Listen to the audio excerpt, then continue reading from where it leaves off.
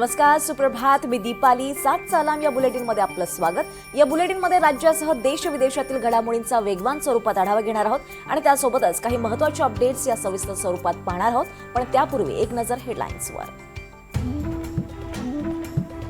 अमित शहांनी हिंदुत्व शिकवू नये, गोमांस खाणाऱ्यांबरोबर जेवताना हिंदुत्व कुठे गेलं? उद्धव ठाकरेंचा अमित शहांना टोला. तर मुंबईला लुटणाऱ्यांनी शहांवर बोलू नये, शिंदेंचा पलटवार. कोण होतास तू, काय झालास तू? भ्रष्टाचारांना पांघरुणात घेतलंस तू. उद्धव ठाकरेंचा फडणवीसांना टोला.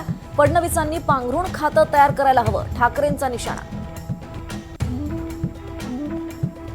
नागपूरमधील हिवाळी अधिवेशनाचा आज 5वा दिवस. कापूस आणि सोयाबीन उत्पादक शेतकऱ्यांच्या प्रश्नांवरून विरोधक सरकारला घेरण्याची शक्यता. शिवतीर्थ निवासस्थानी आज मनसे पदाधिकाऱ्यांची बैठक.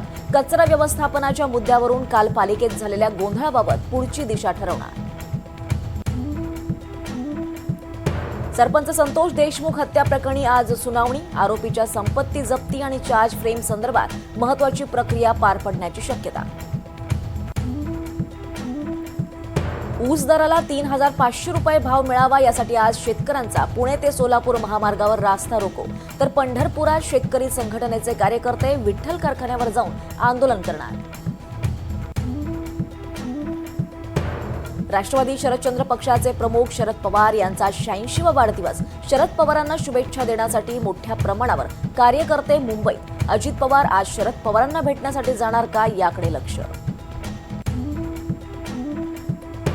राज्यातील 17 शहरं महाबळेश्वरपेक्षाही थंड. मुंबईचं किमान तापमान 15 तर माथेरानचं किमान तापमान 17 अंश सेल्सिअस. पालघर पूर्वेतील पूनम पार्क परिसरात भीषण आग. गोडाऊनमध्ये प्लास्टिक आणि ज्वलनशील केमिकलचा साठा. अनधिकृत भंगार गोडाऊन चालवणाऱ्यांवर कारवाईची स्थानिकांची मागणी.